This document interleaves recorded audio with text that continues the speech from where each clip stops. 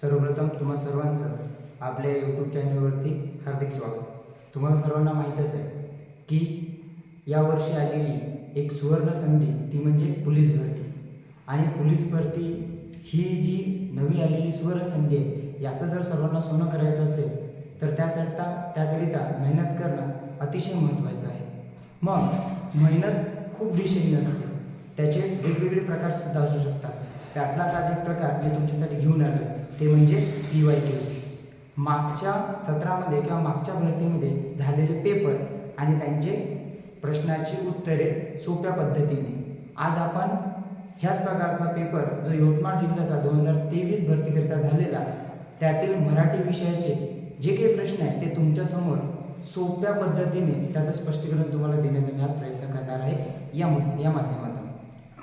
चला तर मग आजचा पहिला प्रश्न आपण बघूया. मूळ मराठी वर्णमालेत एकूण वर्णांची संख्या किती होती? इथे लक्ष देण्यासारखी गोष्ट आहे, दोन शब्द बघा. एक आहे मूळ, दुसरा आहे होती.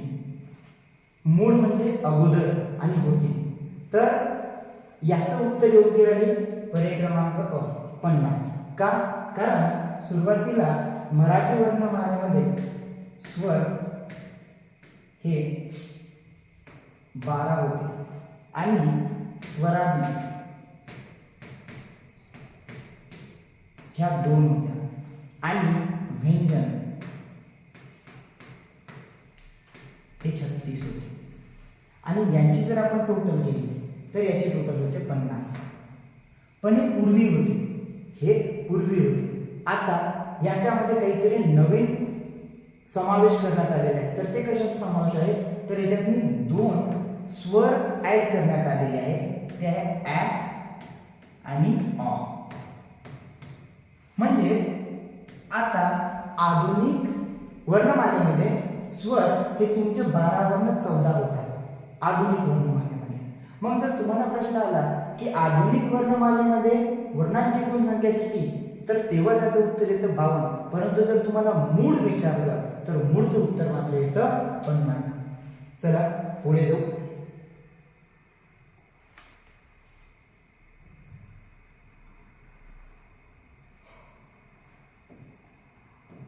बघा, दुसरा प्रश्न हा मनीवर आलेला आहे. मनीमध्ये 2 गोष्टी महत्त्वाच्या असतात, लक्षात ठेवा. कुठलीही म्हण जी आहे ती स्वतःमध्ये सखोल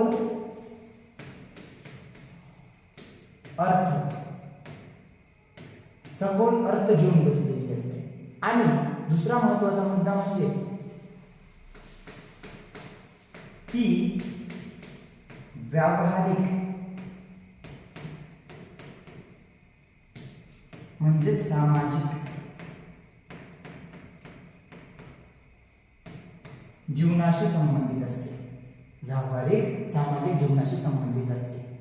मग जेव्हा तुम्हाला 4 पर्याय दिलेले असतात त्यातला एखादा पर्याय तुम्हाला शोधत असतो ज्याचा सखोल अर्थ होतो आणि तो व्यावहारिक जीवनाशी संबंधित असला पाहिजे. मग बघा, इथे एक म्हण दिलेली आहे. कोणती म्हण आहे? काठी मारल्याने पाणी दुभंगत नाही. दुभंगणे म्हणजे काय? वेगळे होणे. दुभंगणे म्हणजे वेगळे होणे, वेगळे. आपण इथं वेगळे होणे. ठीक आहे. मग या अर्थाचा कुठला पर्याय दिसतोय का बघू. पहिलं त्याचा सखोल अर्थ असला पाहिजे, ती व्यावहारिक आणि सामाजिक असली पाहिजे. काठी मारल्याने आबाळ फाटत नाही, म्हणाने वाटत त्याच्यामध्ये काही व्यावहारिकता आहे. त्यानंतर बघा, दुसरा पर्याय आहे रक्ताचे नाते म्हणता तुटत नाही. हे होऊ शकतं. रक्ताचे नाते सामाजिक गोष्ट आहे, सखोल अर्थ आहे की जे काही रक्ताचं नातं असतं ते काही केल्याला काही म्हणता तुटत नाही. तर हे येऊ शकतं. पुढे बघू, परिस्थिती नेहमी सारखी राहत नाही. आता परिस्थिती नेहमी सारखी राहत नाही, वेगळं होण्याचा काहीच प्रश्न नाही, त्याच्यामुळे हे पण नाही, ते होऊ शकतं. काठी मारून वाईट व्हायचे नाही, याच्यामध्ये असा सखोल असा अर्थ वाटत नाही, त्याच्यामुळे हे पण नाही. मग याचं उत्तर राहणार पर्याय क्रमांक 2 ब. तर मनी संबंधित 2 गोष्टी लक्षात ठेवायच्या आहे बघा. पहिलं म्हणजे मनीमधून सखोल अर्थ प्राप्त होतो आणि ती व्यावहारिक सामाजिक जीवनाशी संबंधित असते. चला पुढचं उत्तर बघू, पुढचा प्रश्न बघू. हाही प्रश्न मनी संबंधीचा आहे.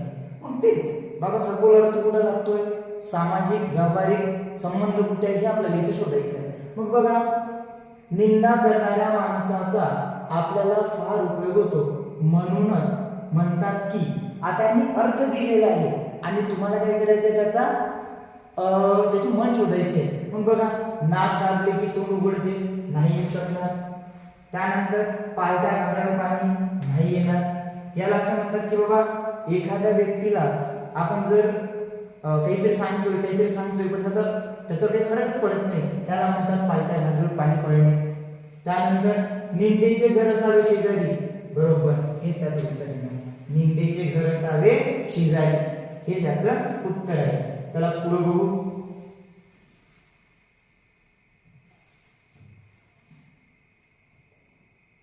आता बघा, इथे वाक्प्रचार आहे. वाक्प्रचार सुद्धा सेम आहे. वाक्प्रचार सुद्धा म्हणी सारखाच असतो. बघा, वाक्प्रचार आहे तिचा सखोल अर्थ असला पाहिजे, सामाजिक गोष्टीशी तो निगडीत असतो. मग बघा, हे वाक्प्रचार काय म्हणते की बाबा डोळ्यात थुंकणे. मग डोळ्यात थुंकण्याचा आपल्याला इथं अर्थ शोधायचा आहे. डोळ्यात थुंकणे म्हणजे सहन न होणे.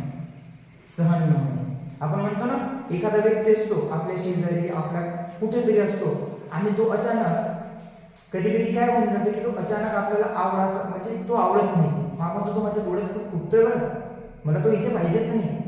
मग त्याचे काही कारण असू शकतात. मग डोळ्यात खुपणं म्हणजे काय, सहन न होणे. ठीक आहे, चला पुढे जाऊ. बघा, मी फक्त इथे तुम्हाला मागचे जे PYQs आहे त्याचं शॉर्ट मध्ये उत्तर देण्याचा प्रयत्न करतोय. जर याला अधिक स्पष्ट करत बसलो मी तर आपल्या व्हिडिओला भरपूर वेळ लागेल, म्हणून मी थोडा फास्ट घेतोय. काही अडचण वाटल्यास तुम्ही कमेंट बॉक्समध्ये कमेंट करा, आपण पुढल्या व्हिडिओमध्ये त्याच्यामध्ये त्या बाबतीत दुरुस्त्या करून घेऊ. चला पुढचा प्रश्न बघू. बघा, हाही प्रश्न वाक्प्रचाराचाच आहे. उमराचे फूल, उमराचे फूल, उमराचे फूल. बघा, उमराचे फूल. आता वाक्प्रचार उमराचा, फुलाचा आणि त्याच्या अर्थाचा काही ना काही थोडं तरी तारतम्य जोडलेलं असतं, संबंध असतोच. बघा, मग उमराचे फूल, मला सांगा, सर्व फुलं तुम्हाला नेहमी दिसतात. गुलाबाचे फूल जिथं मला तिथे दिसते, झेंडूचे फूल जिथं मला तिथे दिसते, पण मात्र कधी उमराचं फूल बघितलंय का? फार कमी वेळा दिसते. उमराचं फूल फार कमी वेळा दिसते. यातच त्याचं उत्तर दडलेलं आहे. मग वारंवार न दिसणार माणूस. उमराचे फूल म्हणजे कुणाला म्हणतात, जो व्यक्ती कधीच दिसत नाही, खूप कमी वेळा दिसतो, त्या व्यक्तीसाठी तो शब्द वापरला जातो की बाबा आजकाल तो उमराचं फूल झाला, दिसतच नाही, कुठं हरवलाय, असं म्हटलं जातं. ठीक आहे, चला पुढे जाऊ. चल बघा, आता पुढचा प्रश्न बघू. बघा, पुढच्या प्रश्नामध्ये काय म्हटलेलं आहे, निरपेक्ष म्हणजे काय. निरपेक्ष या शब्दाचा अर्थ विचारलेला आहे. निरपेक्ष शब्दाचा अर्थ,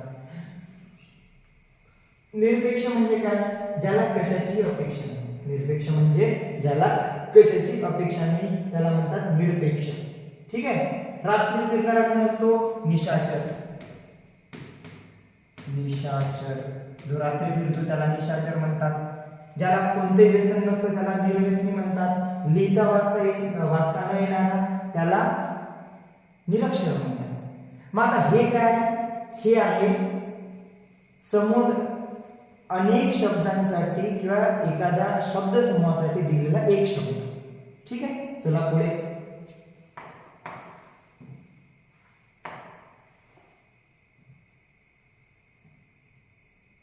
बघा, पुढचा प्रश्न आहे, मागच्या काळामध्ये ओझरती नजर टाकणे या शब्दसमूहाकरिता खालीलपैकी योग्य पर्याय निवडा.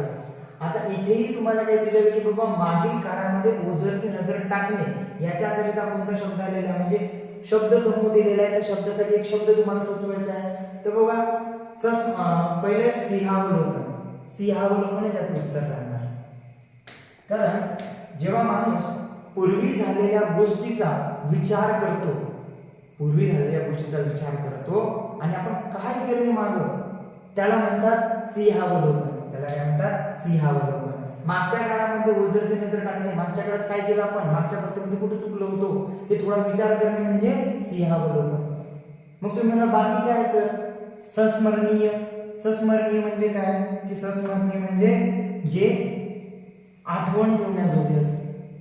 आठवण ठेवण्यासारखे.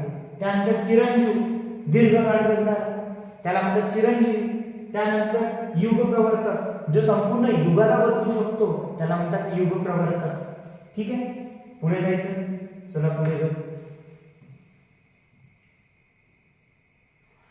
बघा, कोणत्या शब्दाचे रूप बरोबर लिहिलेले नाही, त्यांनी म्हटलं नाही, याला म्हणतात शुद्ध अशुद्ध शब्द.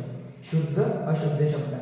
मग जाऊन बरोबर आहे, ठेवून हा चुकला. बघा, हा उत्तर आहे. ठेवून, ठेवून आपण असं लिहितो, ठेवून. ठीक आहे, तर याचे उत्तर सुद्धा ठेवूनच राहणार. अशा प्रकारचे प्रश्न असतात जे बेसिक असतात. बघा, योग्य पद्धतीने जर आपण तयारी केली तर आपणही यावेळेस वर्दीपर्यंत जाऊ शकतो, गर्दीमधून वर्दीपर्यंत. चला पुढे बघा, अयोग्य शब्द ओळखा. अयोग्य शब्द ओळखायचा बघा, पोत्याची थप्पी, नाण्यांची चवड, भाकऱ्यांची रास आणि हरणांचा कडक. समूहदर्शक शब्द आहेत. समूहासाठी कोणतं नाव दिलेलं आहे ते आहे बघा. मग पोत्यांची थप्पी बरोबर आहे, नाण्यांची चवड बरोबर आहे, भाकरीची रास चुकीची. हे तुमचं उत्तर आहे, कारण भाकरीची काय असते, चवड. आणि रास कशाची असते, धान्य, धान्याची रास.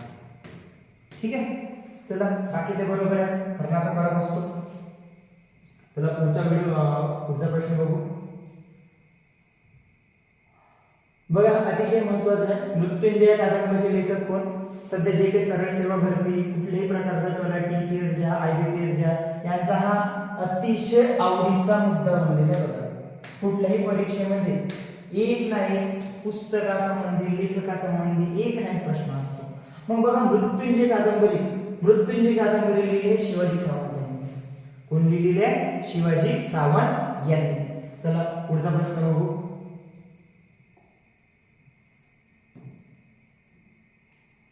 बघा, हा प्रश्न स्टॅटिक जीके मधला सुद्धा असू शकतो. ठीक आहे, हा स्टॅटिक जीके मधला सुद्धा प्रश्न असू शकतो. कसा आहे बघा, मराठी भाषा दिन कधी असतो? मग कधी असतो मराठी भाषा दिन? तो असतो 27 फेब्रुवारीला. आणि का असतो? कारण या दिवशी कुसुमाग्रजांचा जन्मदिवस असतो. कुसुमाग्रज.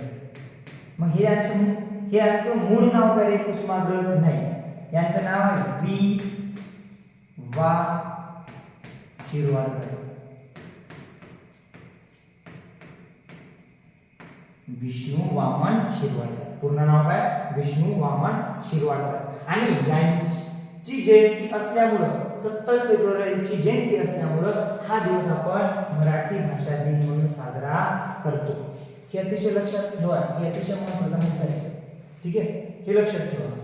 चला पुढच्या प्रश्नावर जाऊ. बघा, आम्हाला आजच्या विद्यार्थ्यात सुदामा नको भीम हवे.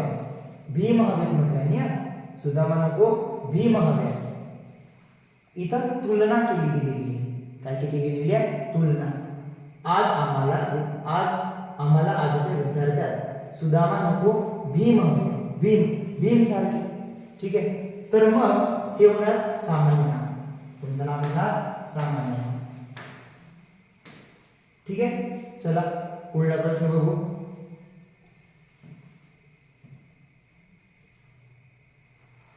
बघा, या प्रश्नामध्ये माझे गाव मला फार आवडते या वाक्यातील गाव या शब्दाचे लिंग ओळखा. गाव किती सोपं आहे ना. गाव लिंग ओळखायचं. लावा. तो, ती, किती. मग तो गाव होतो का? नाही. ती गाव नाही. ते गाव. अगदी बरोबर, ते गाव. ते गाव म्हणजे नपुंसकलिंगी. काय राहिला? नपुंसकलिंगी. पण इथं नेहमी एक गोष्ट लक्षात ठेवायची की जेव्हाही आपण एखाद्या नामाच्या पुढे तो, ती, ते लावतोय तर ते एक वचनातच असलं पाहिजे. कसलं असलं पाहिजे? एक वचनातच. कारण बघा, जर फुल असा शब्द जर असला फुल तर ते फुल, ठीक आहे. पण फुले आणि अनेक वचनामध्ये जर फुले तर त्याचा होतं ती. मग ती म्हटलं तर आपण त्याला स्त्रीलिंगी घेणार का? नाही, चुकीचं आहे. कारण ते अनेक वचनामध्ये आहे आणि तो ती ते लावताना कधीही कोणतंही नाम कसं असलं पाहिजे? एक वचनामध्ये. एक वचनामध्ये नाम एक वचनामध्ये असलेल्या नामाच्या पुढे जर आपण तो ती ते लावला तरच आपल्याला लिंगाची योग्य ओळख या पद्धतीने होते, तो ती तेच्या. समजलं? म्हणजे कधीही तो ती ते लावताना लिंग ओळखताना एकतर नाम तुमचं एक वचनात असलं पाहिजे, नसेल ऑलरेडी त्याला अनेक वचनात करून दिलेले असेल. इथे जर म्हटलं असतं गावे, गावे या शब्दाचे लिंग ओळखा तर पहिलं म्हणजे त्याचं काय रूपांतर करावं लागत होतं? गाव. एक वचनामध्ये रूपांतर करावं लागत होतं. ठीक आहे, चला पुढचा प्रश्न बघू.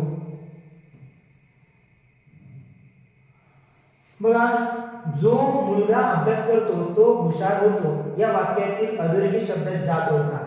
जो. मस्त आहे, खूप छान आहे हा प्रश्न. बघा, जो. आता नाम आणि नामाला लागून नामाबद्दल काय होतं की नाम आहे आणि नामाबद्दल थोडीशी माहिती देतोय, तो विशेष माहिती. जो मुलगा, त्यांनी काय म्हटलंय? जो मुलगा. मग नामाबद्दल विशेष माहिती देणारा शब्द काय काय असतो? विशेषण. काय असतो? विशेषण. तुम्हाला कसं काय सर? तर हो बेटा, हे विशेषण आहे, सार्वनामिक विशेषण. सार्वनामिक विशेषण. कोणतं विशेषण आहे? सार्वनामिक. तो मुलगा पाहिजे मला, तो मुलगा. मी विशेष मुलाबद्दल बोलतो. मग जेव्हा नामाबद्दल विशेष माहिती देणारा एखादा शब्द असतो त्याला विशेषण म्हणायचं असतं, म्हणून याचं उत्तर विशेषण आहे. ठीक आहे, चला पुढे बघू.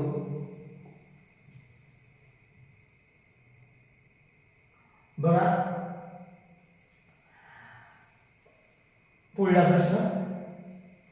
पुढीलपैकी प्रशंसादर्शक केवळ प्रयोगी अव्यय कोणते? प्रशंसा करणारे. बघा, भले. बरोबर आहे, भले म्हणतो ना, भले बहादर गड जिंकून आले. प्रशंसा केली जात आहे, प्रशंसा केली जात आहे ना, म्हणून याचं उत्तर काय राहणार? भले. कधी अरे च्या म्हणतो का? अरे च्या किती मार्क्स घेतले, खूप छान असं म्हणतो का? नाही, याच्यातली प्रशंसा नाही होणार. अरे, अरे मध्ये प्रशंसा नाही होत. अरे कुठे चालला? नाही होणार. अरे रे, अरे रे मध्ये होणार का? नाही. अरे रे मध्ये काय दिसतं आपल्याला? तिरस्कार दिसतोय. अरे रे, अरे च्या आश्चर्य वाटते, विस्मय वाटते, प्रशंसा नाही होत आहे. ठीक आहे, चला पुढचा प्रश्न बघू. बघा, काळासंबंधी प्रश्न आहे. अपूर्ण वर्तमान काळातील उदाहरण कोणते? अपूर्ण वर्तमान काळात आहे परंतु अपूर्ण आहे. वर्तमान काळ आहे परंतु अपूर्ण आहे. बघा, मग बागडत होती, बागडत असते, बागडत आहेत आणि बागडली आहे. आहे म्हणजे क्रिया झाली आहे, म्हणजे तरार असणे. बागडत असते हे पण नाही असणार.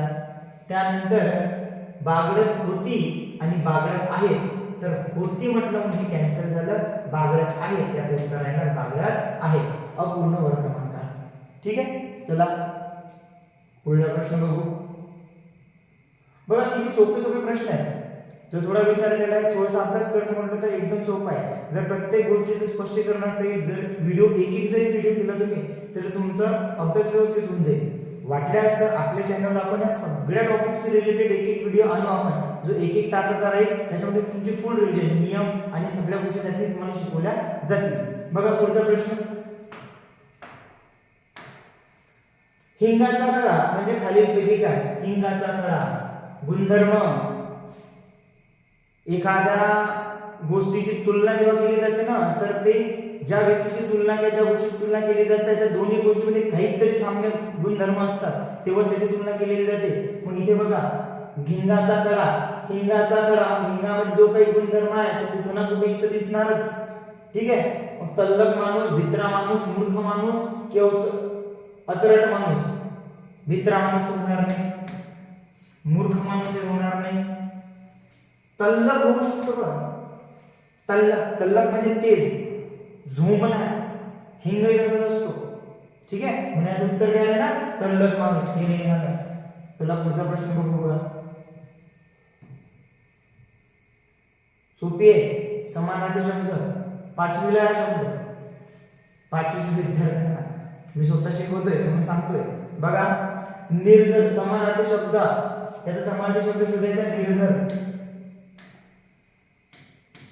निर्जर म्हणजे जरा. निर्जर म्हणजे काय? जरा. निरर्थक म्हणजे काय?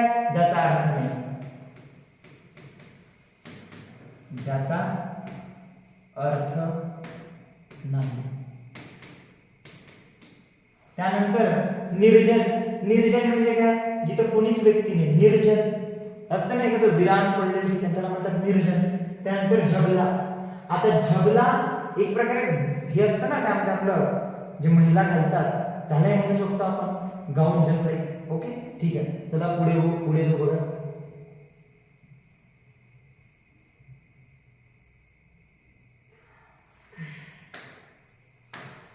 बघा, गाजर पारखी या अलंकारिक शब्दासाठी दिलेल्या पर्यायापासून योग्य शब्द निवडा.